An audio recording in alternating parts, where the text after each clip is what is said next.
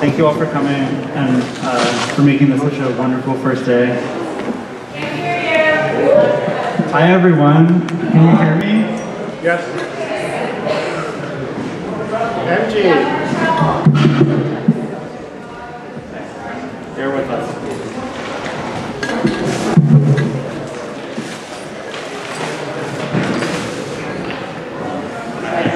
Okay, how's this? Good? Better. Okay, you're a tough crowd. Okay.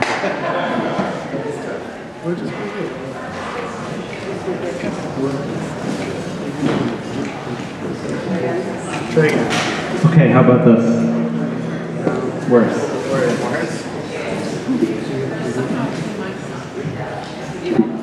And now. Better. Better. Is this the one? Okay. Yes. We're going to hear 6 amazing writers at this volume, so I'm excited. We're going to go in the order on the program. We are not going to do introductions. The order is Bob Glück, Bruce Boone, Camille Roy, Dodie Bellamy, Kevin Killian, and Mike Amnasan. Yes. I have two minor announcements.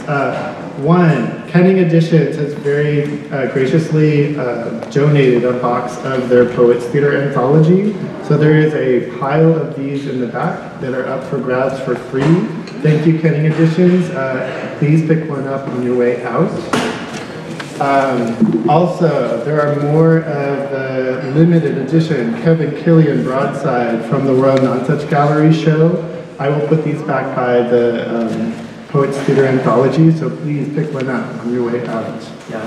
And one more thing, can we thank our hosts, the Omni and Timeless Infinite Light, for helping us be in this place.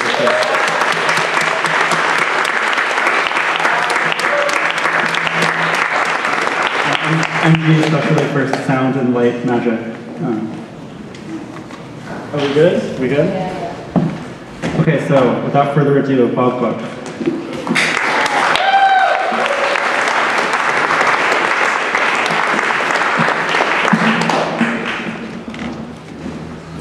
How funny to be first.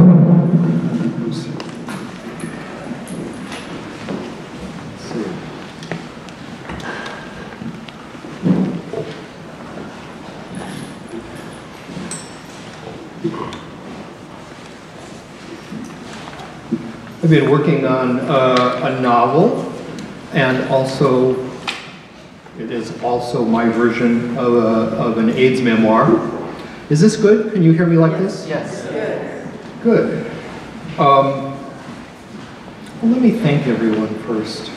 The list is too long, but I feel full of gratitude, especially the organizers of this conference and everyone who's come to it and presented.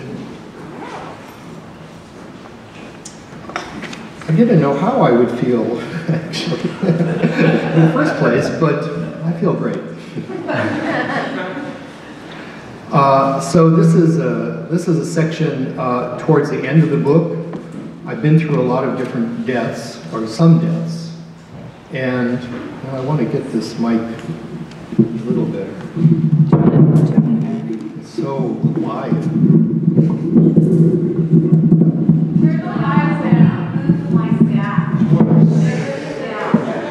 Like this? The speakers are picking up the speakers. The mic is picking up the speaker. The mic. And so how could we correct that? Yeah? Is it all right? No? Who knows how to correct it? Take a few steps back. Yes? With like that? It needs to be lower. Yes.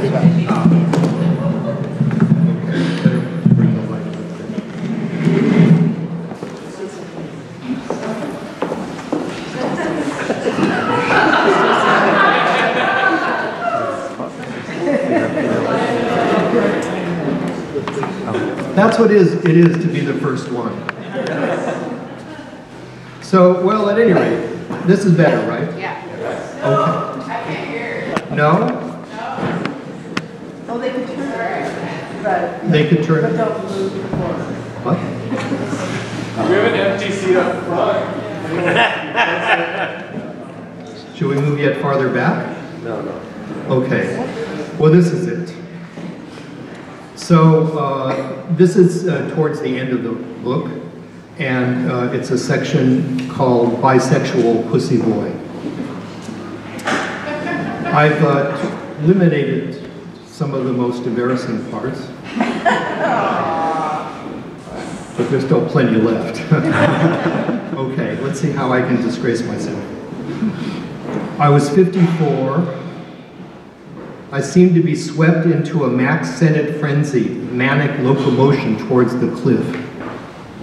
I responded to an ad on Craigslist during one of the periods that Chris left me, October 2001.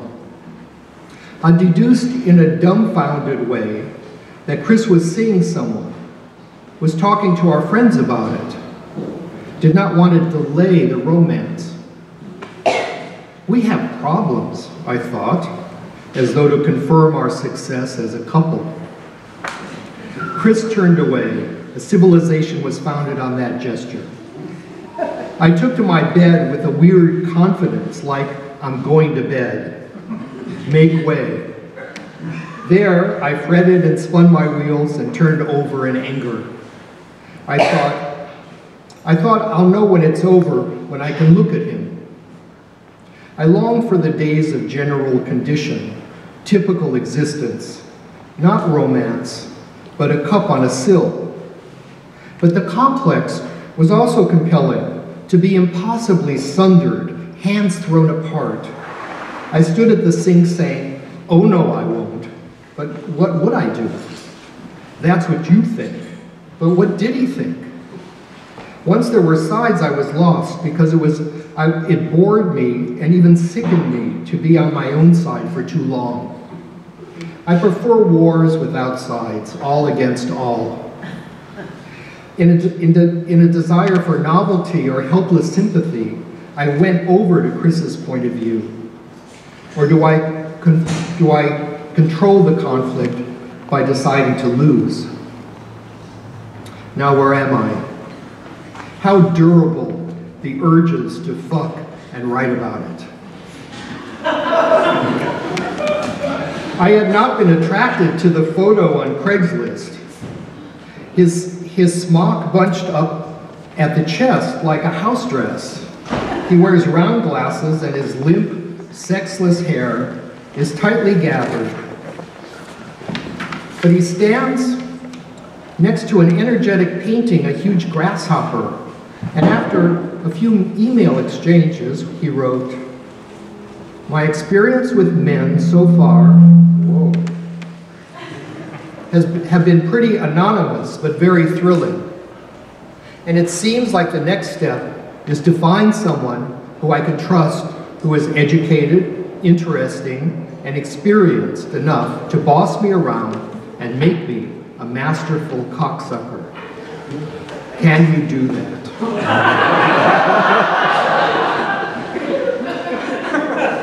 I've read a little about you online, and it seems pretty clear that you possess a sophisticated creativity and gratitude for your life that is unusual.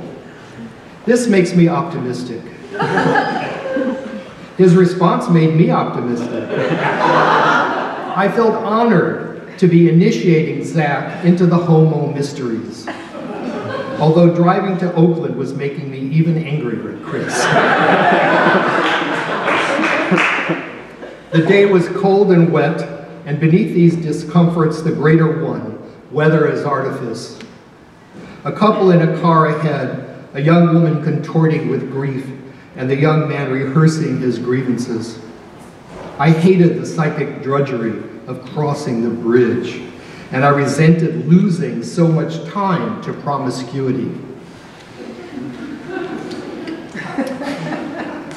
I bought some champagne. I learned that from Kathy. Late one night, she asked me to stop at a funky corner store. She emerged with a bottle of Veuve Clicquot. Her boyfriend was coming over later, she explained, thrillingly late. I felt so strong a pang of love for Kathy and her ways, that it knocked the wind out of me. I was happy for her night of romance, escape from the romantic desolation, our native soil, and I looked forward to her report the next day.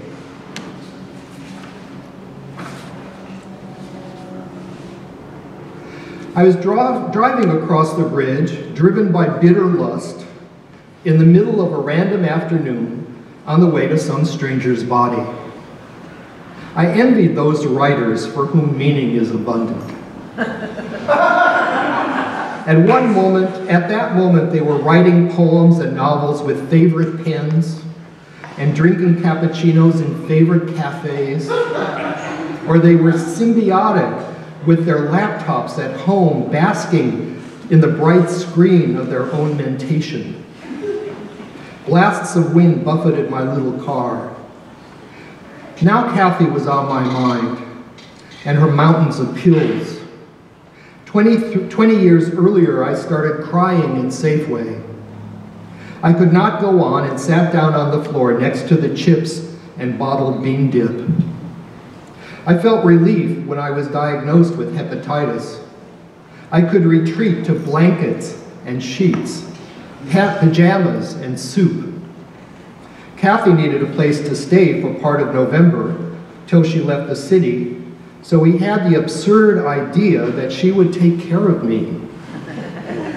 Kathy needed to be taken care of always, but that did not amount to a debt in her mind, any more than it would to a child or to Ed. They paid their quarter. I undoubtedly got the disease from rimming some guy, my favorite activity in those days. What was I living on? How did I run my classes? The flat, oily odor of Kathy's vitamins and obscure supplements filled the house as I slowly spiraled for weeks through a nausea that sharpened my senses. I could not convince her that I was really sick. She came home from the party at 11 instead of 9 with a paper plate of leftovers, Thanksgiving dinner just scraps that she seemed to want herself.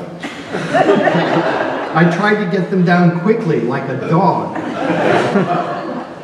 I have a friend who died of hepatitis, she scoffed. Liver disease reduces testosterone, and for a year I had no sexual desire at all, prepubescent. A roaring clanging was silenced, a wheel of fire stopped rotating. Instead of killing me, hepatitis saved my life, since HIV spread through the bathhouses at that time.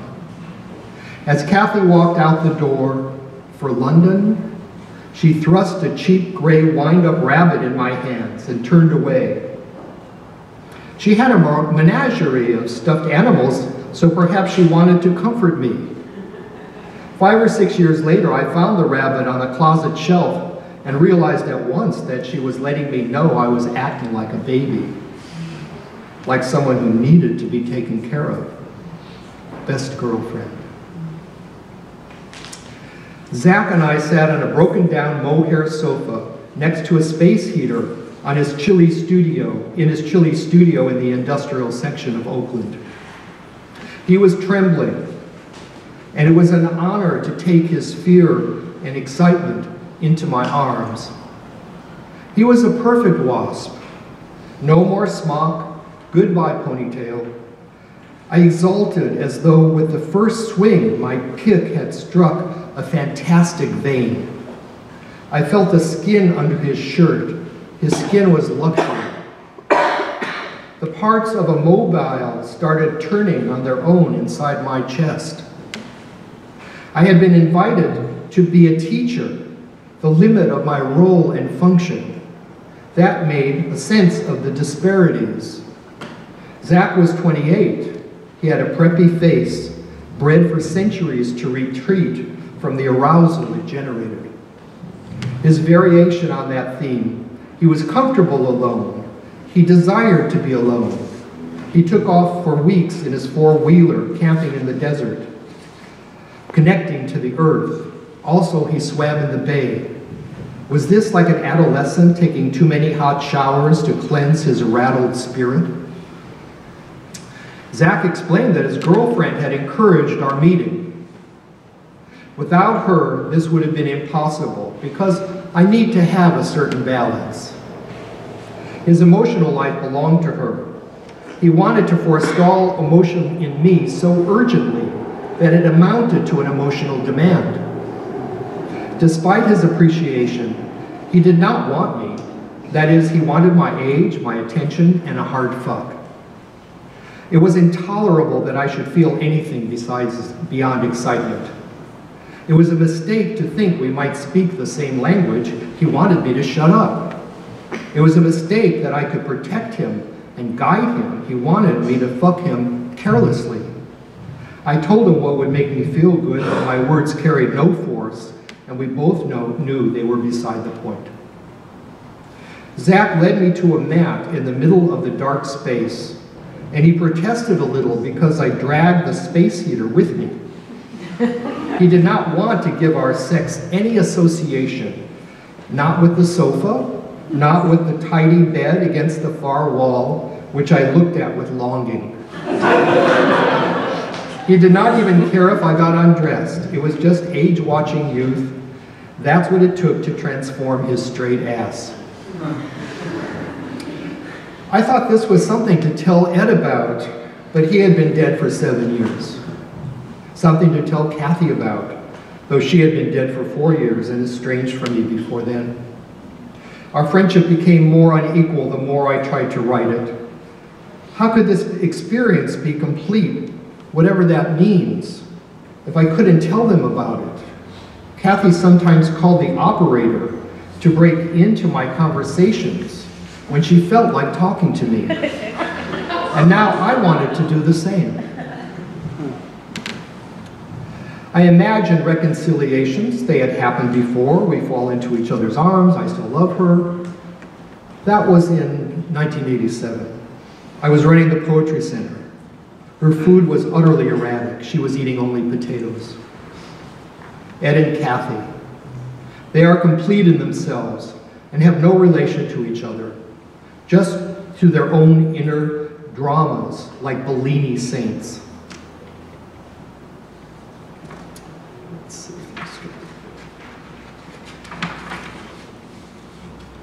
I'm supposed to be writing about Ed, but Kathy intrudes.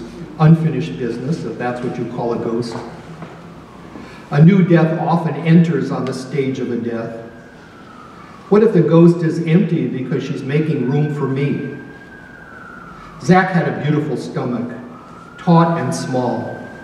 He liked to show it off. This prize, this flesh.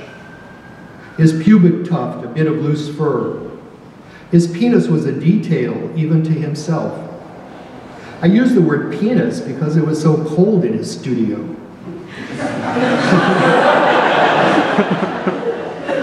I put the hard curlicue in my mouth, but that did not seem to give him pleasure. The studio had been some vast industrial warehouse. He blew me, lightly keening. Pleasure was a mild shock, a silence that pulled the plug on other sounds and left the high note air makes. That turned day into night. The footlights dimmed, and a silver shaft fell on us through a crack in heaven's floor. Zach felt compromised and humiliated, yet his face was held up to the light by the action of our two bodies finding each other. That is, Zach defied the future, then put his trust in it.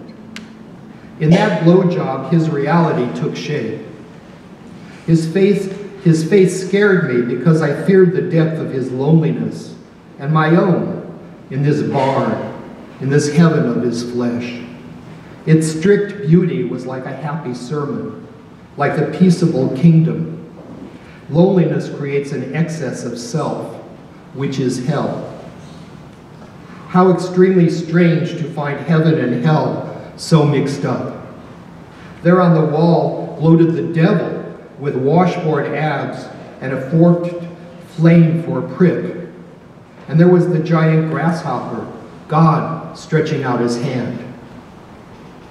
After the blowjob, my cock was returned to me.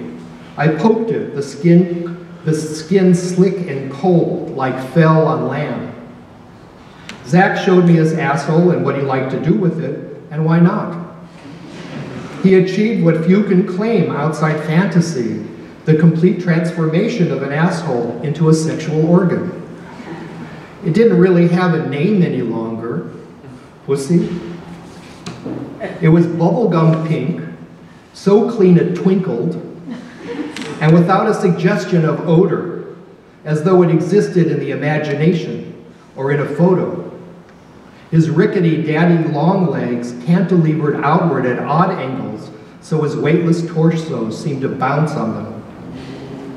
I am telling this to Ed and Kathy. Long ago at the baths, I saw an old man gazing slack-jawed into the vortex of a churning butt that belonged to a man who was fucking the man beneath him. The old man's head was tipped back at an odd angle, as though a strong wind blew out of the butt. And now I understand that he was using the bottom correction of his bifocals to keep the ass in focus.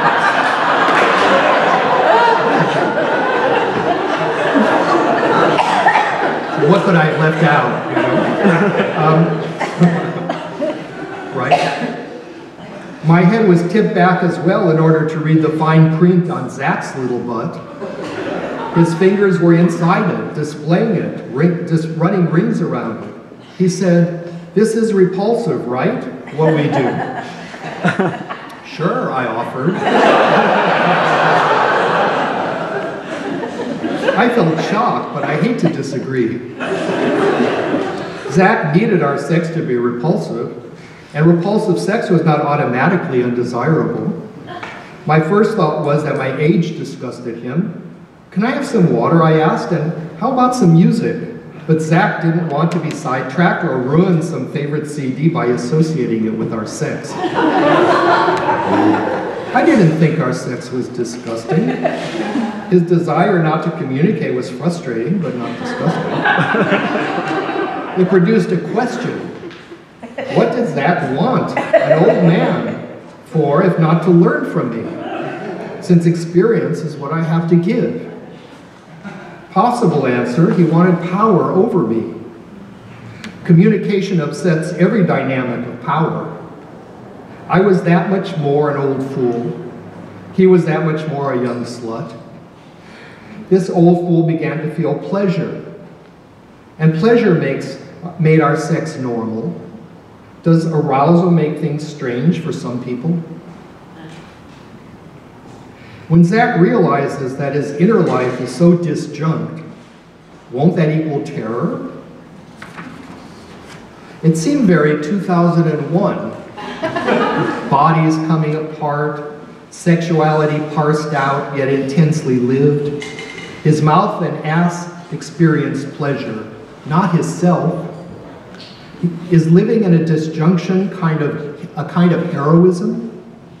The front of my body whirled, feeling the greed of satisfaction. I had forgotten that whirling greed. I was waking from the sleep of marriage. Then I fucked him as carelessly as he wanted. I entered him from behind. My strokes were so hard that my thighs spanked him. He was hot inside. I entered a well-heated room at last. His intricate lower back and the juggling of his thin flesh moved me in surges of tender lust. I felt the complexity of exciting a body that interested me, an alphabet of sights clutching, oozing, slurping, spasming, squirming. I plunged and probed like a prospector losing his cool, made frantic by the growing richness of his vein of gold. Then I fell into, what? A spatial fallacy, looking at our aroused bodies, where there was so much interaction, if only along a few inches of skin. Emptiness saw through my eyes.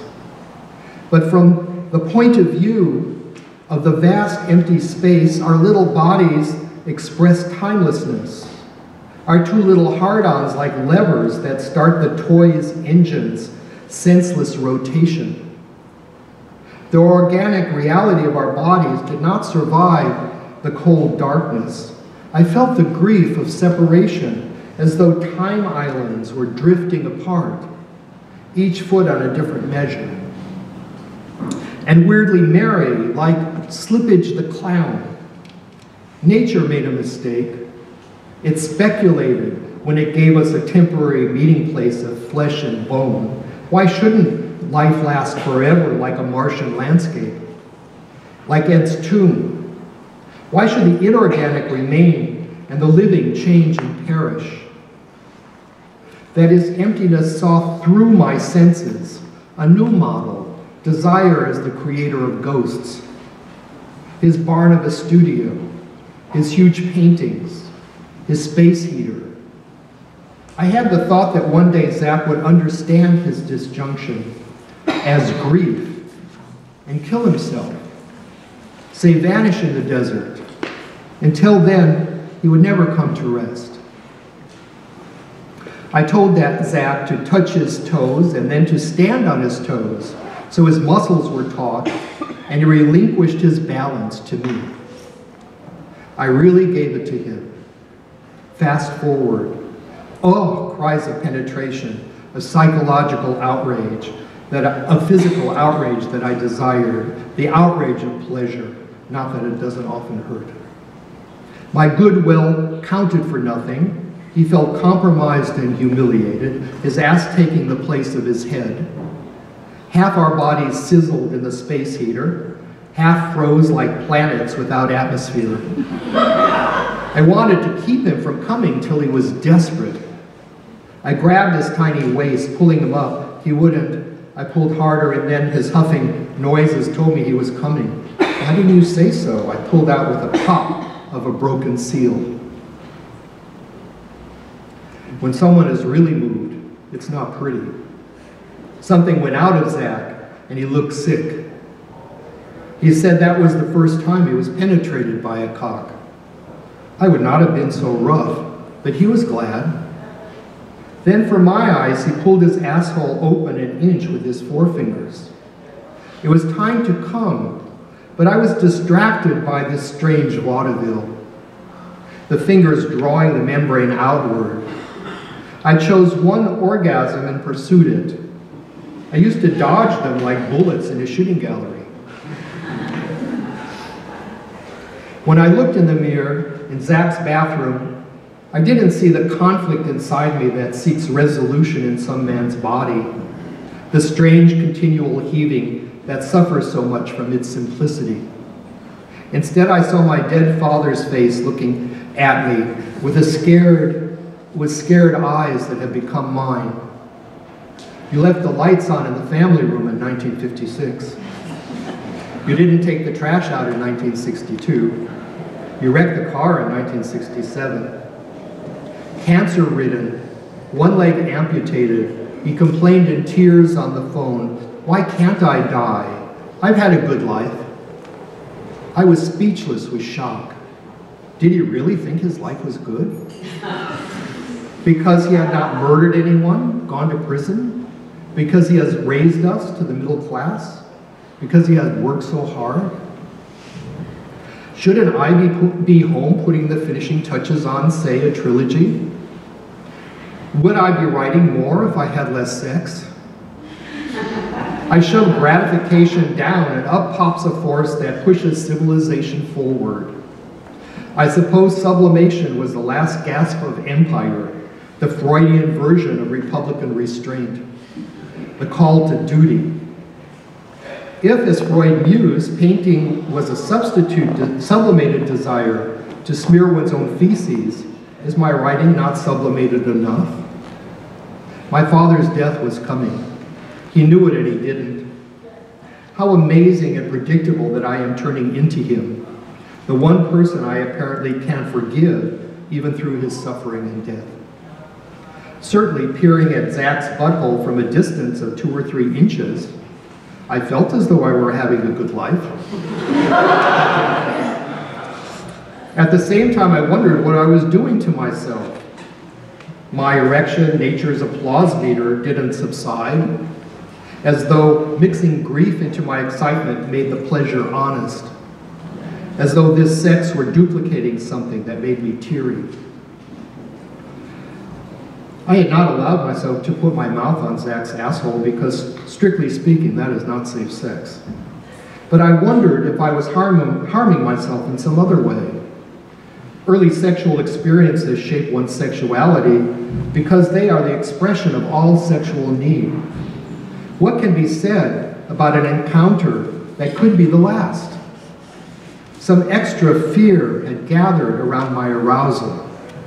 Testosterone drips from a leaky faucet that somehow someone forgot to turn off. It's rotting the foundations of the structure. Is sex a mistake? Will I want it when I can no longer move or speak? Will I spend my last hour trying to remember an ass seen through bifocals? A vague tear burns miles deep inside the empty sky of my chest. World too large, delicate terror. Zach wore an alarmed expression when I kissed him goodbye. That was too personal.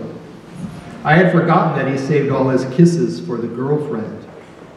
When I told Denny about this part, he said, "God, I hate when they do that." Thank you.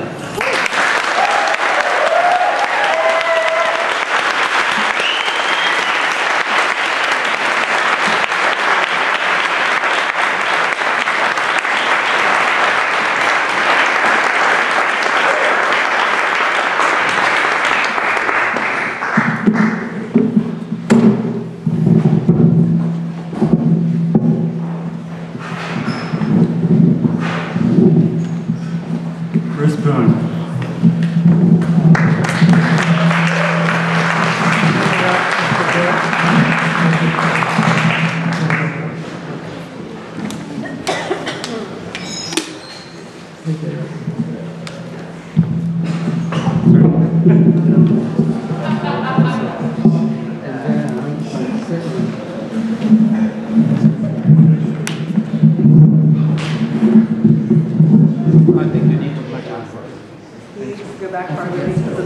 Because of the mic.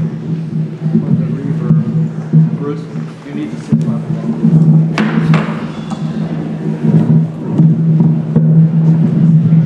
Just go back somewhere else. Maybe a lot of feedback. What's this? God. What's this? One more scoop. I wanted to get closer to it. We're too far in front of the speakers. Okay, you think this is all right? Okay. Thanks for coming, everybody. That must that's not gonna work. So don't get alarmed if you see me.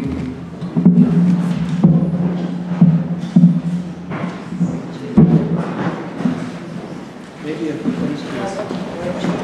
How's this? It's all right. It's okay. From this side is better. Yeah. Okay. Better. Here we are. Let me just take a look. Jeez Louise. A lot of people. I'm terrified, but I will try and do my best. This is sort of a I have a bunch of long poems. Really? Yeah. Take a look.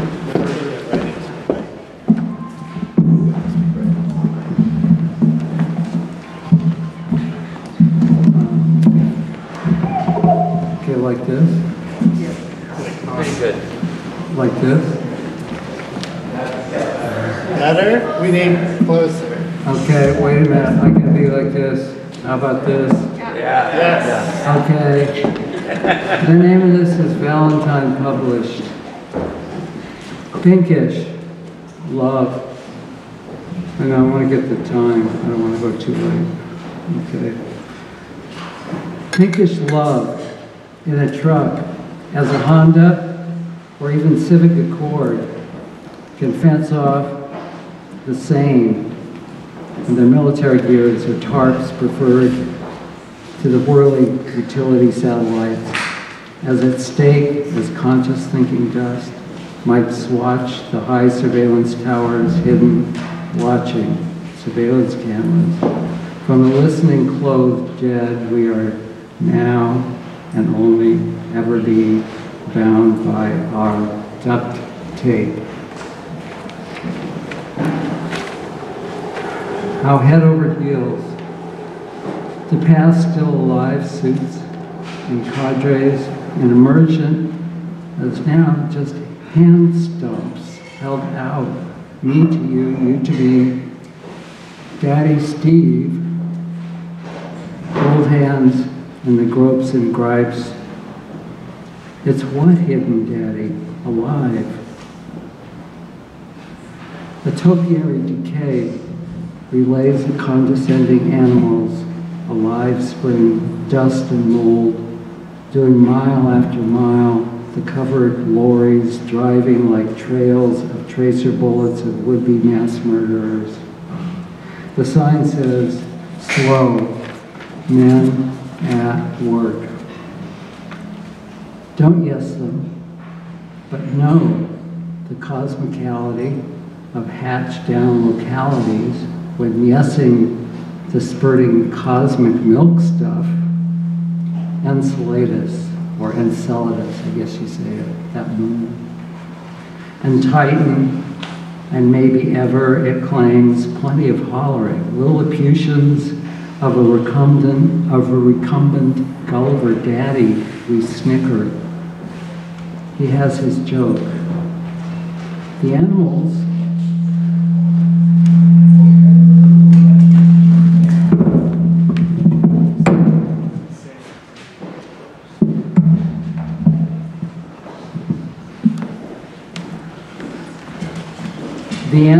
we are is the only besotted aliens. No one expects rings of red dwarf planets. Oh, I give, Daddy. Now quit it, please. Go to his reverb distorted return, twit to mine.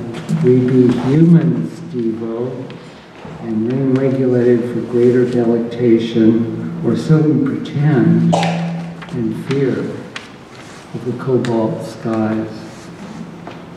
On the tiniest pages, the open books of animal expression is sometimes fly shit.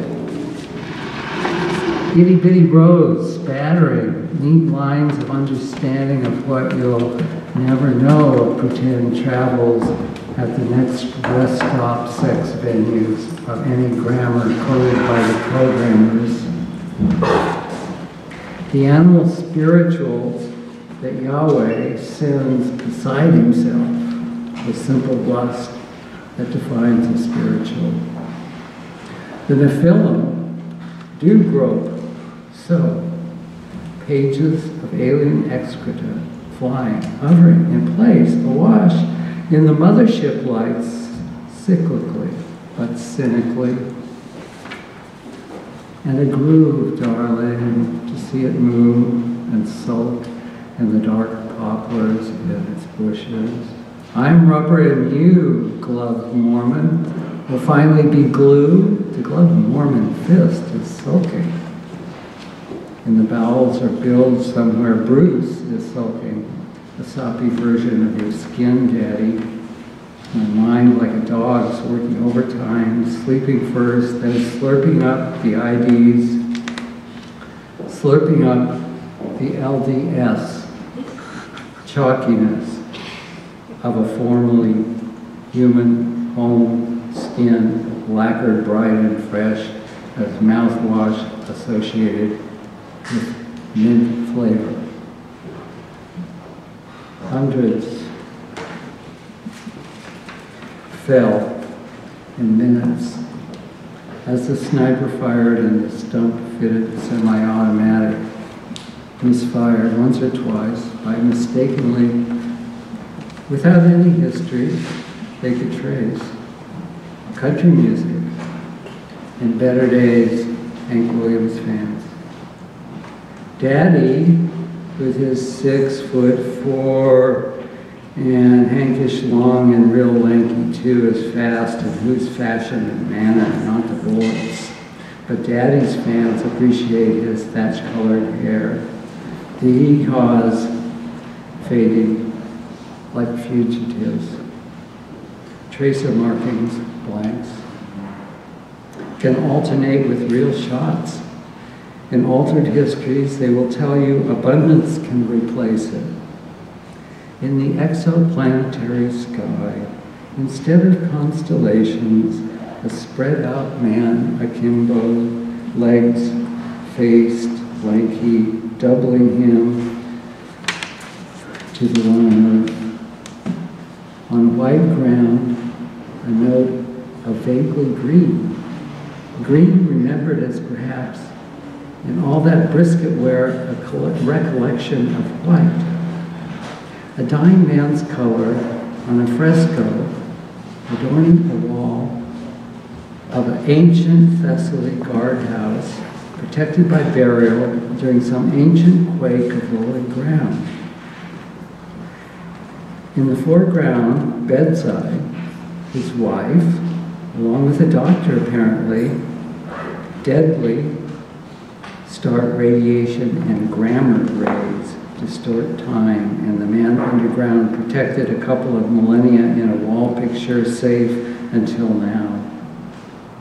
With a thinned out ozone, letting damaging solar gravitational waves discolor what is clear to anyone resists normal passages. And the limbic system takes over executive functions. The prefrontal defaulting, like, okay, aren't we all pigs now? You and we both? I'm transparent. And thought balloons deciphered all too easily, balloons. There's one right now, porking his other, groovy. In the pork-on-pork thinging around together with each other, who wouldn't just insist, oh, thymus, please take over, won't you, please? Oh, prefrontal cerebral, just park it. Nobody wants you now, and anyway, do you really think you're the spiritual one instead of moi, your limbic, etc. thing? Godhood defeats archonship, but only as pigs in any ascent ever possible to a waiting mothership. Let's get going, and right now, okay? It's called You Get There Through the Pig Thing, and the other just withers without, like expiring, a hiss. A life rocket launches to the blue-black beyond, but some ozone layers thinned out. What about all that? Stellar solar radiations just pouring like crazy in and DOWN. Give me a break. We act like tablecloths, squared. Black and white checkering along checkers, is that right? I can't distinguish opposites, as Mike Amnasan used to like to put it. Me neither. And if you are hearing me read this, or even reading it by yourself, isn't it right to say the same of this checkered life of us all, you all, is me all as well, right? Turn up the ozone layer on my wrist, a tick-tick-ticking of the guard watch. Please try not to use good hombres. Prefer as a phrase for you the term good vibes instead, for our thinning ozone layer. And reddish glow blotting sun out these last days in the morning is the southerly wind bringing in the morning so much particulate matter destroys apocalyptic lung functions. Daddy says the end of something on the phone. I hardly notice, compared to me, even Daddy's extra Neanderthal XYY chromosomes can't make him, not me, the better interior decorator of soulology of the future.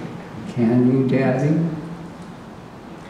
For all my extra X chromosome, darling, between us two, aren't you the more Samael cursing a mountain summit? I won't be patronized. I yell by bullying thrones and dominations, by these Star Wars cartoon Darth Vader imitations, I swear. Be you galactic rulers or not, as claimed. Nihil inhumanum strange to me there isn't. Sufficient for the day. News not yet transmitted across a zillion light years to roughen like Yaldabaoth by whatever other name, he doesn't act any different than him.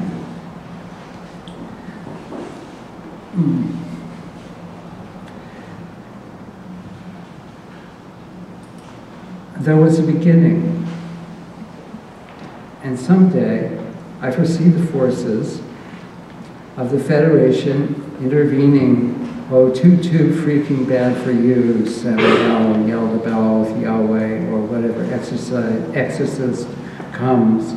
Will he force you to pronounce Belial? And then, like in the movie, the crumbling into dust, just at dawn, to celebrate cosmically, Daddy decides to kiss and fucks Princess Silly. Afterward, a feast, bowl of cherries, nice brie, alongside to nibble on, as well as a yanked off hunk of baguette. Our temporary victory for now. Citizens assembled in the streets for a Black Lives Matter paint one more sign, death to intergalactic rulers, and they all seem to sit. One is always ostracized like a flat tire when on a double-lane country road one notices the bodies of dead cattle, inexplicable to explanation, deadwise, I mean. The slow drip, drip, drip. No interpretations of the recent power outages, are they? I take my liberties as I take my grammar. I take them away from you for my purposes. That flat tire again that you sold me to the junkyard. The group of cast-offs should be ostracized by them, you hope, wrongly. Wherever we went that last summer, wasn't it really only Sebastian and Violet and Sebastian, whoever, but we went through, God knows, I must be twice his age. Freshen up. They will want to admire us, won't they? The story goes stale, as a can of tab left open to go flat. An Aquarius can never make up a plural mind so easily kept tidy when you multiply distance by a rate of acceleration, the results as far apart as us from approaching Andromeda. One careens from here to here, with time to spare, within reason. You hope, or think, is Steve so really algorithmic? Signs, universes are served, counter entropy. Isn't there a machine up high in Enceladus red skies, turning, churning, making depths pinker, the frilly cloud trail edges, the heart center, the lacy valentines? Who can sleep? Delete the entropic message of matter. One's eyes sees deeper to the spiritual entropy reversal of us, and we begin new languages built on the shifts, transformation, glad exchanges among spirit beings, in deserts already stirring their pods throbbing, enveloping, taking over. In the motel, a pack of Lucky Strikes. He roughly puts one in my mouth. From another room in the house, the drift of Bessie Smith revolving aimlessly on a record machine. Yahweh, his feeble, enfeebled attempt, with white cane, excites the tarp-clad glories. On the fingers of one hand, only compassion prevents my texting a string of ruffian friends to prevent him. A penny for your thoughts, Steve. Following ancestral custom, we use as middle names the inspirational kinds. Instead of Walter, in the ancient Puritan way, choose gratitude, abbreviated with a simple G, choosing less, not more, opposing the ancestors. On gratitude's palm is a pink mist. The exploding, the local neighborhoods expand again. A key card will unlock you. The losers balance the winners and the converse. Anything is possible. Looking back, did anything ever begin, or can it ever end? Ignore the expiration date, time-stamped, bioengineered by the capitalist Tyrrell Corporation. No implanted memories. Change this now. Here on Mars, makes life just emptier. On the bed, with a glass of soma, we re-experience oblivion. Can our anamnesis return? Among whispering Lombardy groves, crossing on the ferry, ignore the white tree at the left. Recollection is anamnesis. A bird with a scroll in its beak, drop it at your dirty baker's feet at the top of this cave. Bats, and the ground continues to accumulate guano until the fiber optic visible beam touches the limbic. Pent-up emotions, regurgitated. I remember. You can too. And you empty utterly. Need you make a bed because having lied and cheated and stolen in it, you sup on animal spirituality, each always eaching. And the arc of these cannibalisms, reaching some beforehand unseen sky, mouth agape, tooth in place, drooling, spiritual drooling. Without this, there could have been no fooling. You insult me, no love me. The mattress squeaks assent to the grueling gobs that pass from his mouth. I think I'm about my time, would I? I think I'll quit. 2 pages left, right?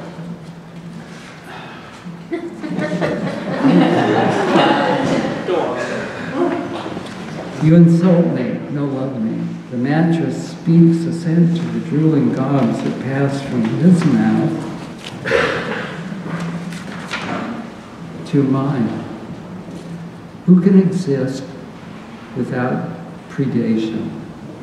Who can fail to, as predators under a methane sky, call charmingly to you? I give them my name, which remains Steve. That follows a salute from the replicant thousands, in uniforms on the empty plain, saluting.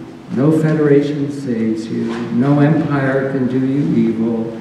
It will need only as many more recycled lives as there are stars in our billions on billions on billions, beginningless, endless, hopeless, realistically, in retrospect, taking a page from foresight, not without a whisper of reason to lack hope.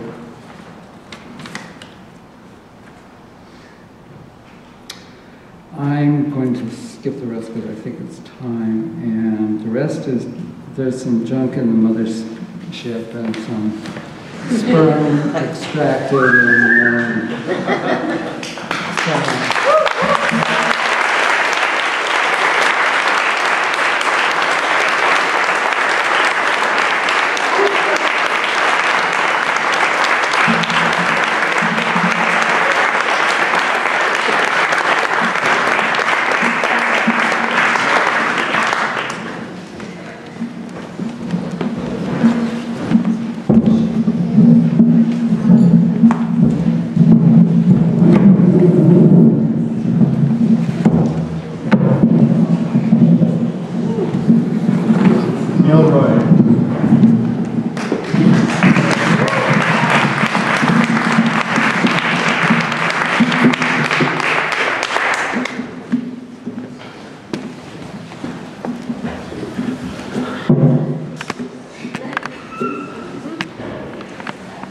This is actually a lot more scary than normal. Just so you know, there's a lot of you.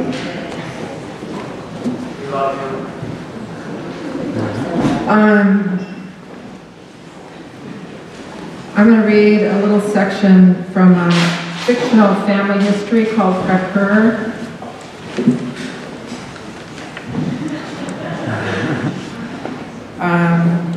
The character Pearl is sort of based on my mother, a fabulist, a creature of many stories, and we're coming in the middle.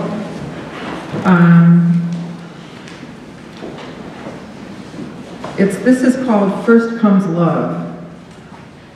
Pearl met my father at a Communist Party meeting in the early 50s. I like to imagine the ardor of their first glance across a smoky room, crowded with people engaged in passionate political conversation. Youth being a plush velvet suit, deep and soft, yet lacerated with the rigorousness of all those sexual impulses. But this was a Paris with its aestheticized frenzies. It was the south side of Chicago, a place that hangs you upside down and sucks and whacks the sentimentality right out. They moved in a community whose exhausting urgency came from the streets, the factories, the union halls. My parents met at a CP meeting. That's all I know. I never heard what they said to or thought of each other, no personal touches. Somehow that didn't qualify as material. Is this a Marxist definition of material? But I heard another story over and over. It was a late night story when the household temperament went from coolly intellectual to soft and sudsy. This one was a little drama with Pearl's shrink. Before Pearl met my father, she had been sticking her toe into the murky waters of psychoanalysis. Introspection was not her style, but her boho intellectual friends were doing it. And since it was the 50s, the shrink was Freudian, and since she was broke, Pearl had an analyst in training who charged 25 cents an hour. The man was fond of telling Pearl that her life was a fantasy. This was his response to everything she told him about her childhood, her first failed marriage, her political beliefs, her friends. When she came in with tales of my father, tall, dark, and handsome, smart communist, and social register, he calmly told her this was also a hallucination.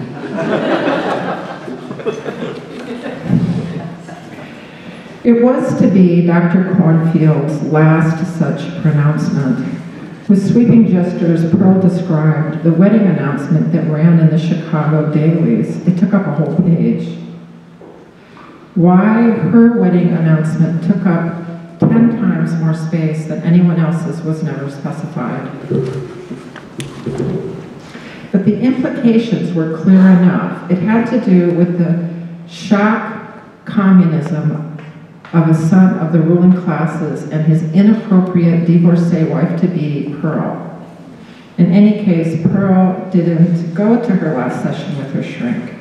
She snuck into his office and left the full-page clipping on his desk.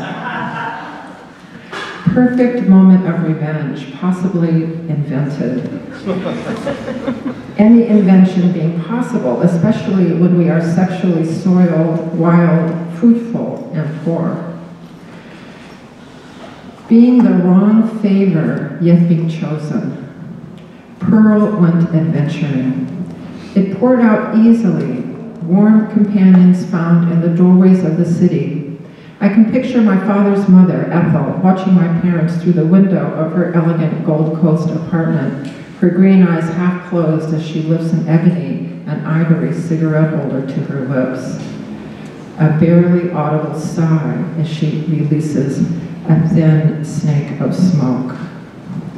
This, I know, is true. Having chosen one another, my parents believed they were free.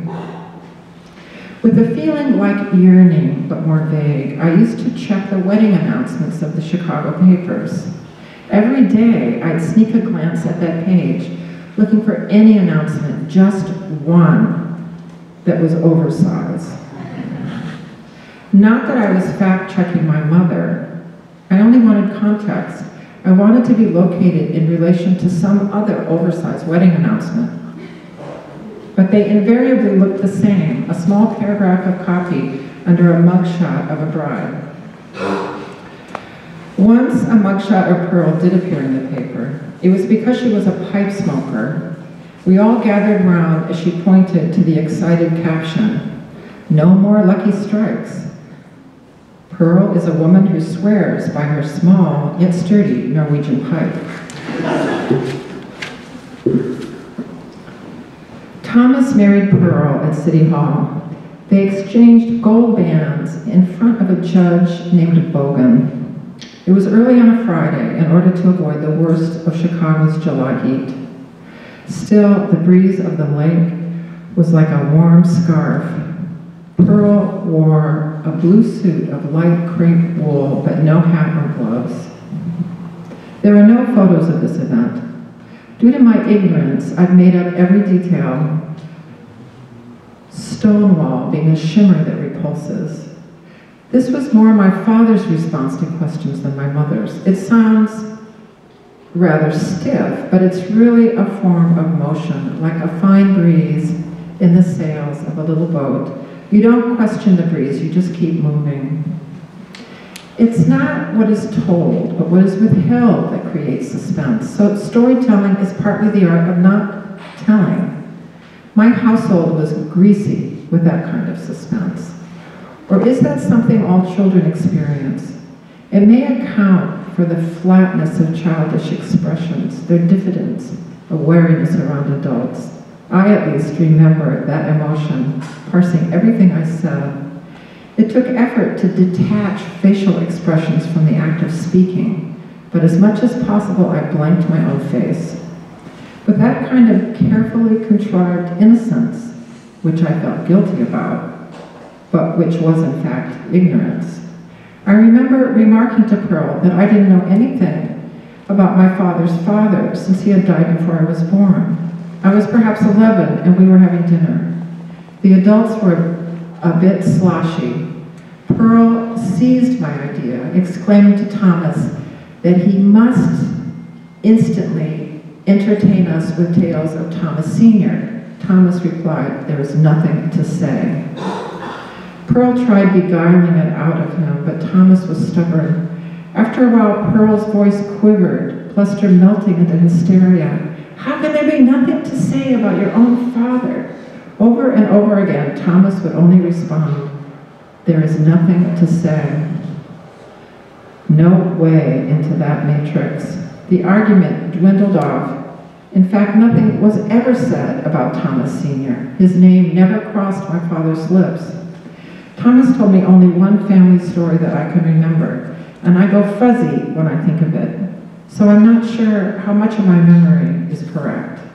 He lifted his head up from the newspaper one night and told me how, when he was 15, he'd gotten a call from his aunt. As it happened, before she made the call, she had drowned her son in the bathtub. Michael was a little boy with red hair and tender skin. A baby, perhaps? Was it 2 children that she murdered? I vaguely think that it was, but I'm not sure. In my memory, the murders just begin with Michael and then take in, like a cloud of pestilence, whatever other children there were, and the husband, Jack, and then the murderess herself. I didn't know her name. What went through my father's head when he hung up the phone? What was said in that conversation, and what was implied? At the time, I was so shocked, I couldn't think of any questions. Much later, I went to one of his sisters, and she told me her version of what had happened, which was distinctly different, but which had the feeling of truth. Like a godmother in a fairy tale, this aunt is gentle and wholesome, refreshing. Nonetheless, I've forgotten what she said.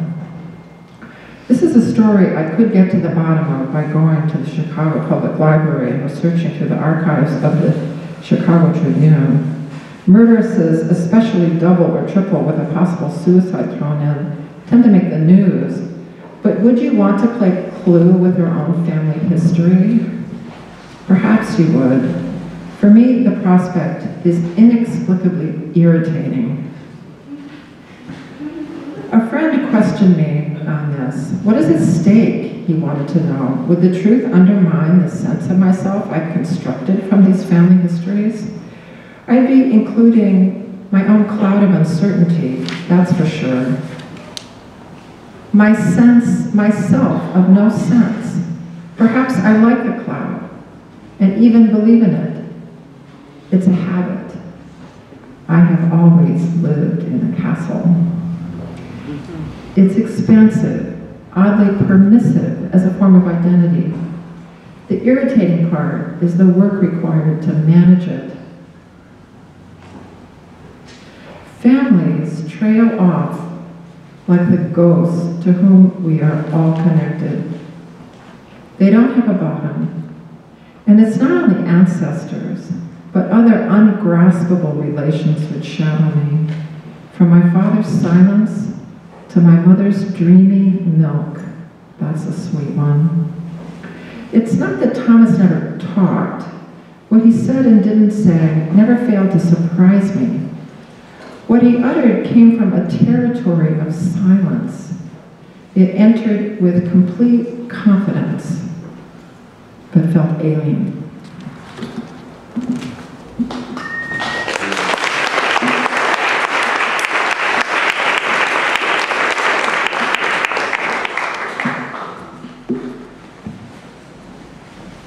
I'm going to read some poems now.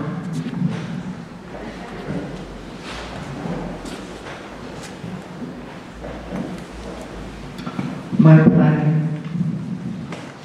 You are dead, imagine it, so I should speak as one possessed, grim and miraculous.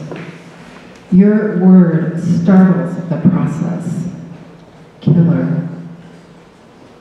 The unborn occupy the dead, like some relationships. Still, the appalling, almost feverish discomfort we cause each other. This is our science story, which I place in the safe deposit box of your butch heart.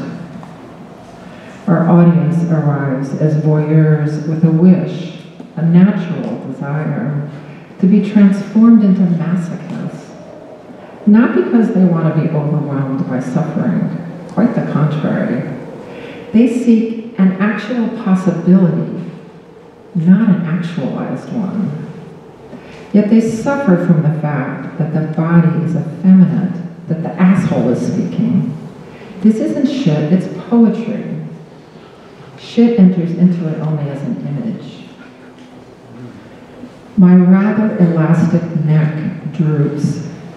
Hips flatten, skeleton begins its grin. But it has a bad smell, this play, the aroma of nothing happening. Then I become aware of the theatrical quality of sex shows, porn, politics. The show is everywhere. Theater is a quality, not a place.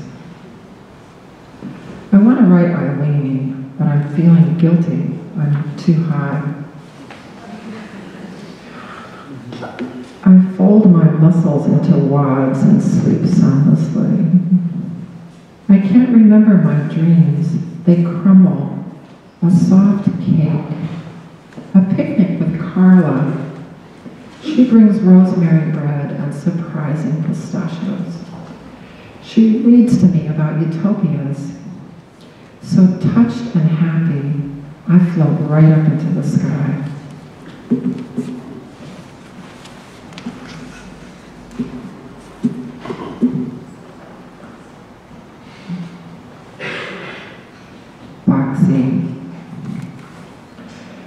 The genetics counselor said these children are often smart, but she had never heard of one who was exceptionally smart. It was Valentine's Day. A spiteful little egg burned as it drifted down. The last one, unborn. My friends are shitty, barely there. Cool breaths. My role as host is to change expressions slowly. I suggest frameworks for industry masquerading as desire. I know I'm wrong. Wrong is that burn in my crotch, where delicious wish stirs the red broth. Dimpled white lines head straight for Canada. The world needs me. Simone May. Work is like a death. We have to pass through death. We have to be killed. My toes represent the chewy agreement of my flesh. Because I can't see everything, I can only see a few things. Her radiance is nothing more than a remark, heading into the present. There's a smelly young person in that boxy closet. I have a concealed weapon. It's my personality. An Irish thug.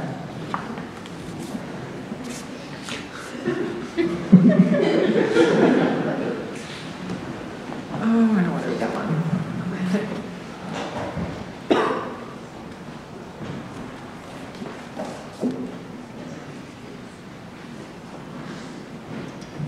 Parade. To write is to kill and show. The chase is on as I imitate gestures. This time I'm following a large and perfect man, dear succulent, meat in kindly stripes. With the excitement of being among men, but inside the women. My history floats down the avenue in blobs. Atomic landfill, that purse and its abstraction, the empty suit. Revenge is a character who suffered and became chronic. I call her hotel paranoia. Get to bed on time if you want to have sex. Now that I'm so close to the street, being on the street, purple in the street, fried street. I can delete embarrassment at the level of structure. Oh, fluttering fans. I love the cloud around speech we call the body.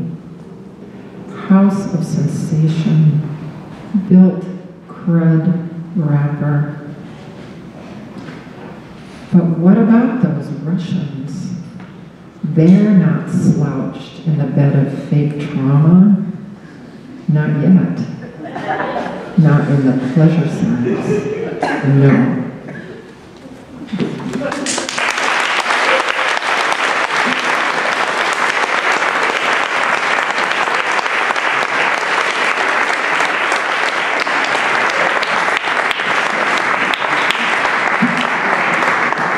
Dodie Bellamy.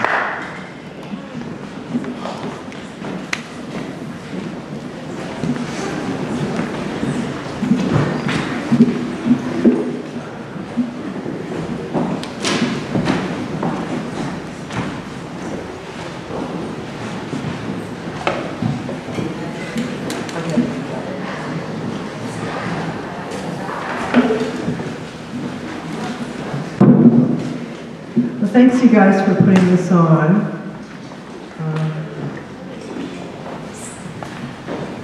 I wanted to read from our anthology. In fact, if you went to our East Bay launch, I'm going to read the same thing. I liked reading it.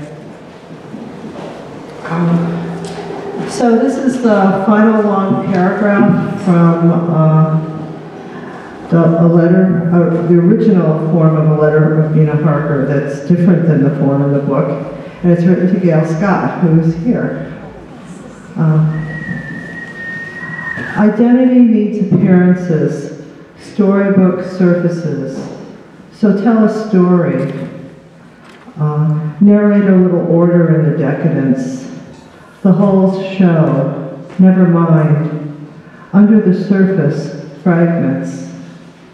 Pink Venetian blinds add a rosy glow to the Maplethorpe, Iserman, Herring, Pettibone, Shaw, all gotten for a song or less. KK and I are spending the weekend in LA with Mark and Dennis. The four of us sprawl across their living room, wilting from the Santa Anas. An occasional shuffle or sigh. Suddenly Dennis sits up so excited, I can see a light bulb blinking above his head. He points to the VCR and pipes, "Want to see Michael Jackson's hair catch on fire?" Nods of approval all around.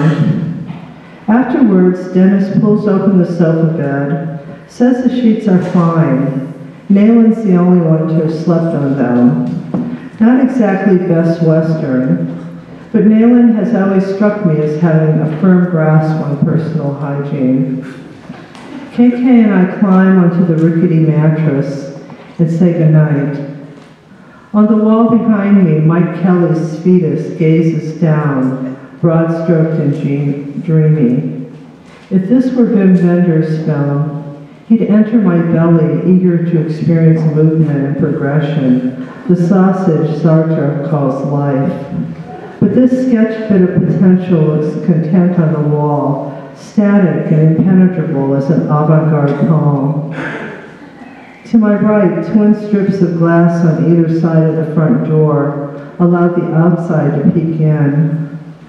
The ceiling fixture feels so bright, a dome swirled with cactus, cowboys, bucking broncos, rope. Is something scratching at the door? A long rectangular strip of woman is staring in at me.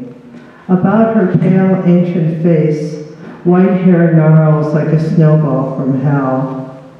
I nudge Kevin, but when I turn back to the window, a white cat has taken her place. Lucy's familiar. It opens its round mouth and hisses, "Si ça continue, je te tue." My 5 years of French were wasted.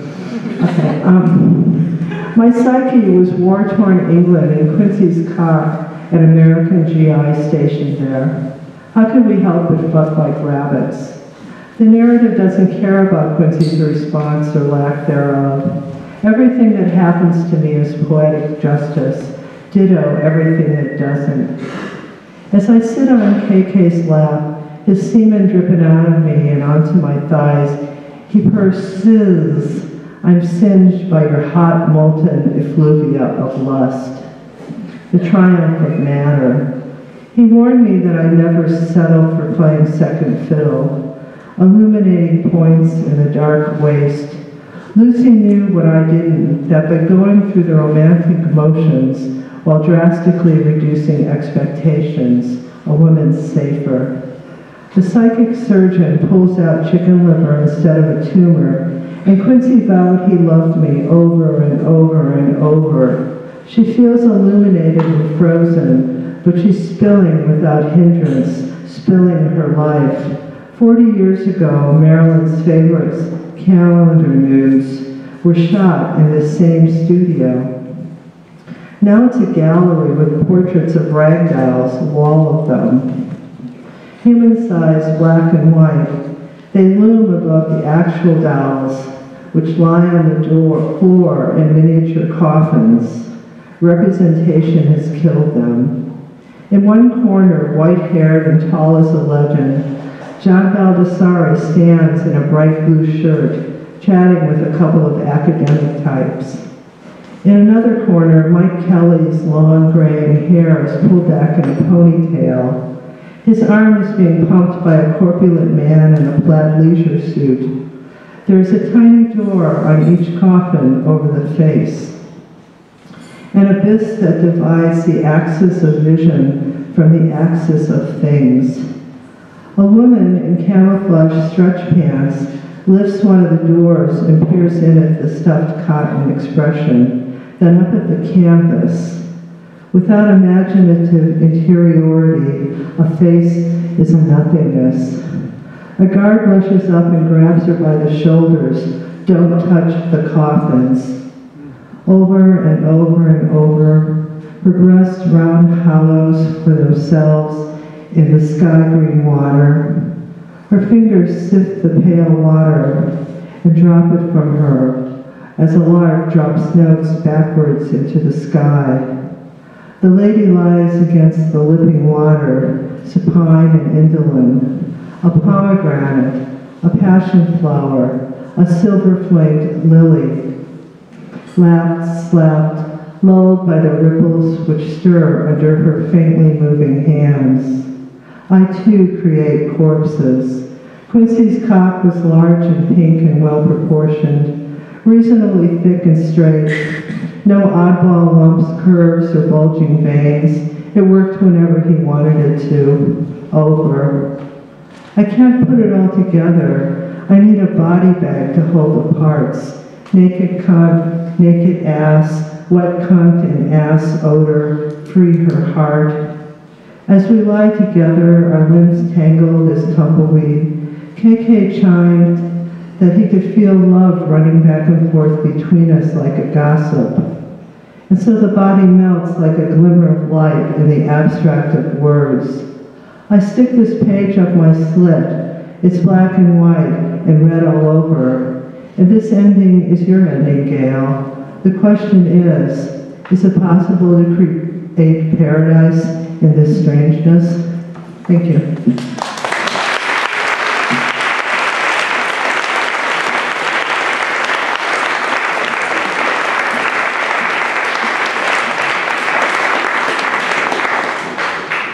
Kevin Killian.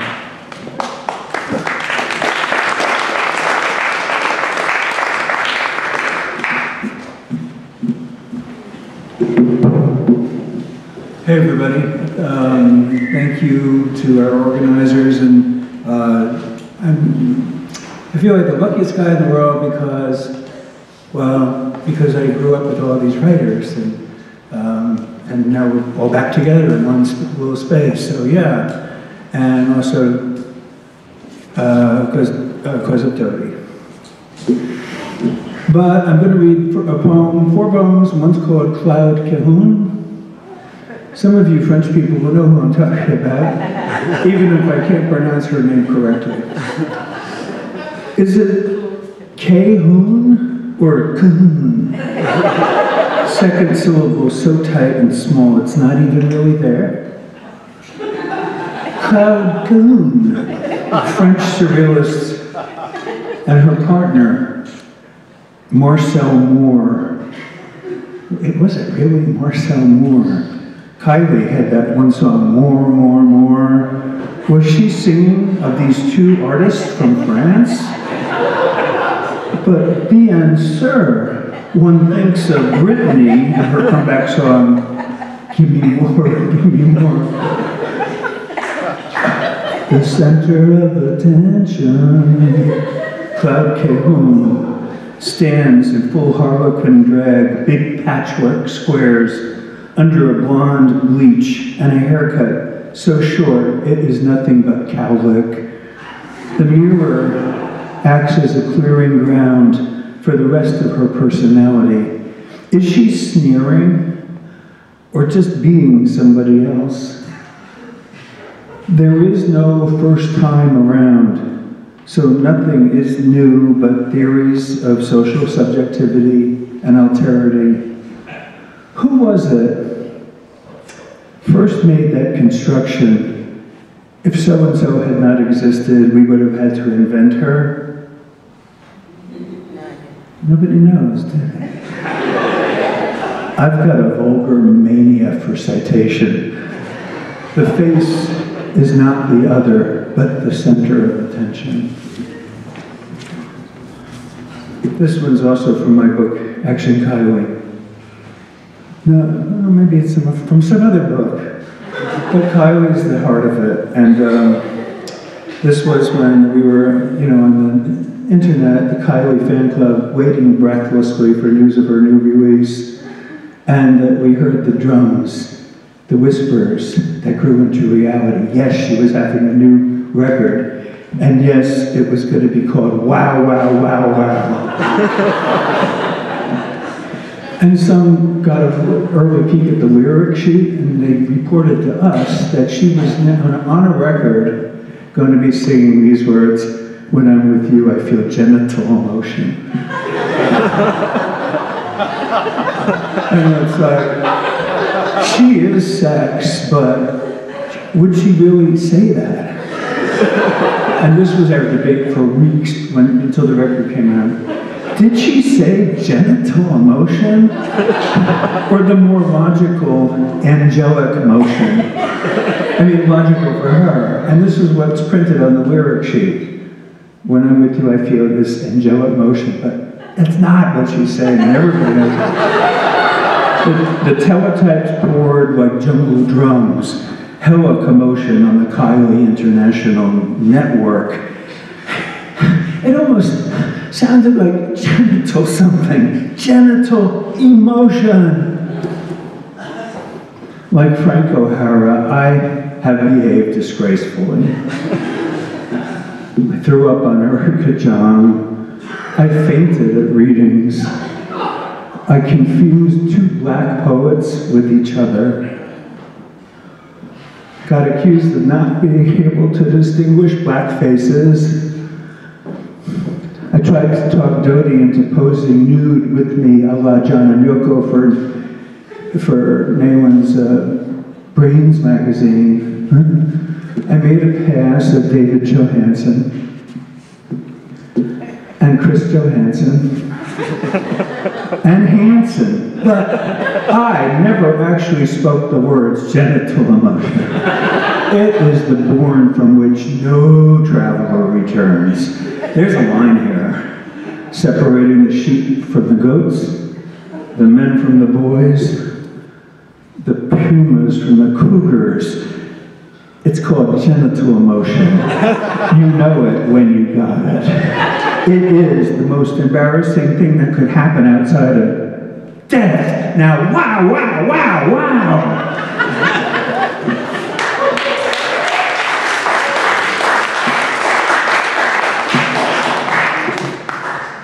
This one also begins with a little story.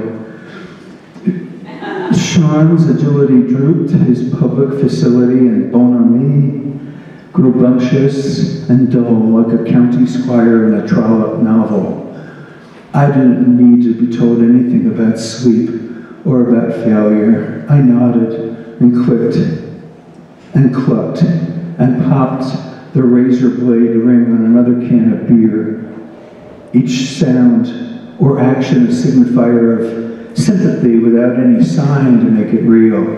I began to think of him as a prod, but the proof's in the pudding. I began to refer to him as a god, so gingerly he came to me. I began to think of him as a scumbag.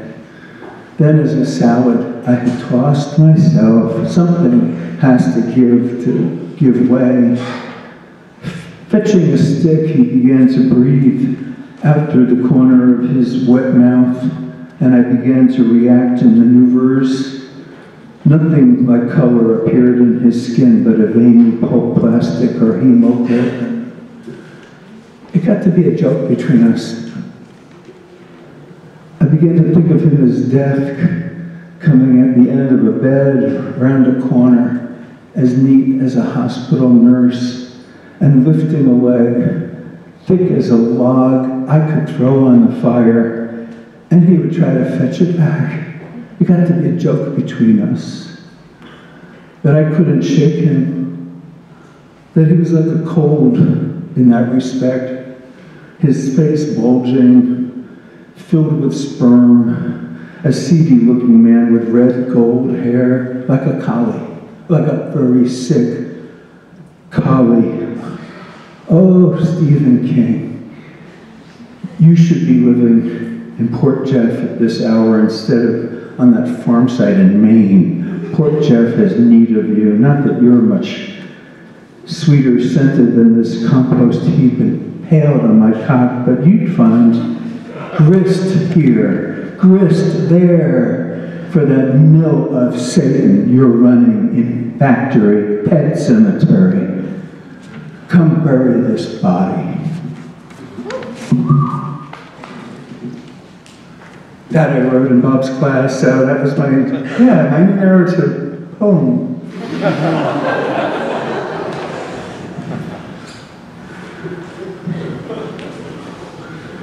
And for my last one, I also tell a story about a boy, and this was in the spring of 1978, when I was a grad student at Stony Brook, and I had this kind of a crush on the American poet Allen Ginsberg.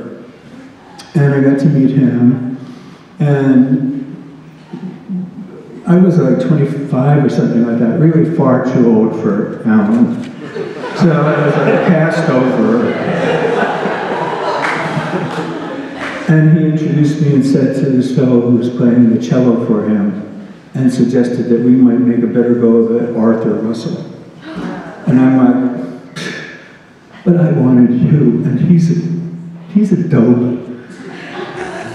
Spring 1978, clutching an old copy of Gay Sunshine, on verso, Allen Ginsberg's poem, I lay love on my knee.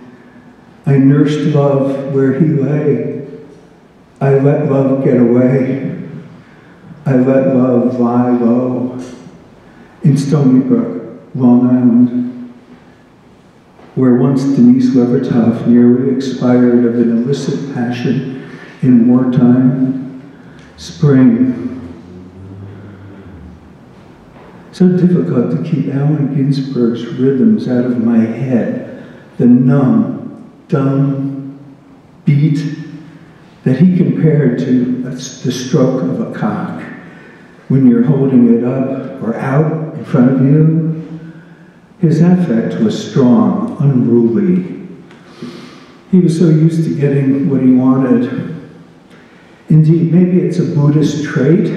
Their accent on humility is some kind of bizarre cover-up for the emotional thing. He was away on business.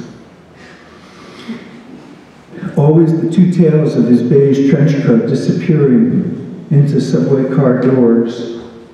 Like when I saw him on the subway, I'd like, and there'd be, is it all over my face? When I talk with you, I feel myself grow red. Your wispy beard and heavy smell of cigarette smoke. With you, I feel the obviosity of Ginsberg's doggerel verse grow into baton-like accent and stricture, like, it is gonna pound me to death. Is it all over my face? You caught me love dancing. So those of you who don't know Russell, he, years after I met him, went into the disco world and wrote a number of great dance songs, and one of them was called, Is It All Over My Face? Is it all over my face? You caught me love dancing. Everything returns again. Everything comes back. The return of the request. Both the laughter and the rain. She is living somewhere far away. And I sent her this poem to give her options, to ask her in my lonely way. Today, the skies over our little park are grim, pink, streaked with black and white, like a cat, and nothing can hold back the rain. I could see through the clouds to this place where Arthur Russell brings his hand round my cock, cello, wet with tears, and now he's gone. I told my friends he was not the boy for me. Was I surprised? Yeah. Was I surprised? No, not at all. Desiree, you know how it hurts me. He caught me love dancing, heeding the mornings of Allen Ginsberg, the American Buddhist poet who predicted that their love would lead to untold suffering. He and Arthur Russell lived apart from the day they were married.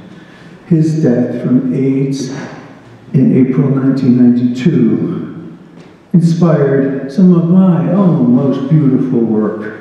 My own premature death in June 2004 marked a great loss to contemporary Buddhist art. Where do I run to? Is it real? 15 stitches across my face. That was one for every man who hurt me. 15 apparitions I have seen, the worst. A coat upon a coat hanger. Players in painted stage took all my love, and that not those things that they were emblems of. Is it all over? My face feels scarred.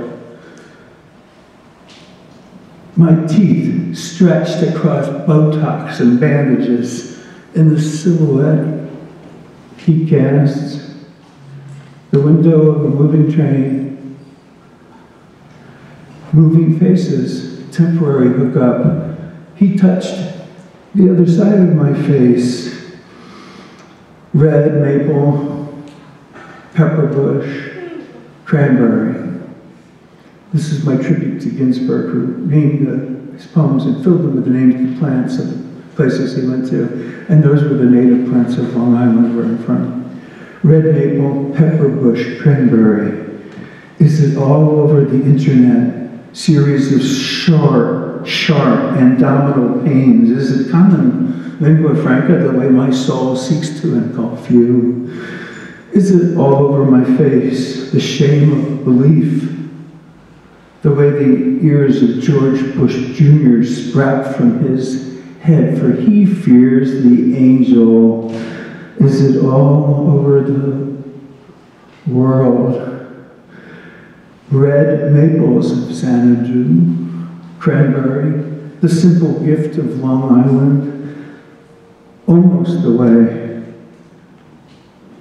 Arthur Russell, Lou Harrison played on it, Allen Ginsberg, all noble. Arthur Russell, Lou Harrison played on it till sunset, spring 1978, and far away, fingerprints for Kylie, like cattails, still finds a way to haunt me,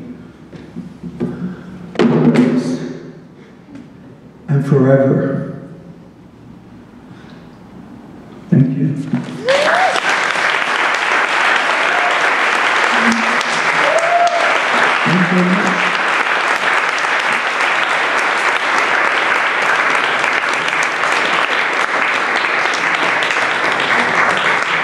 Mike Amnasan.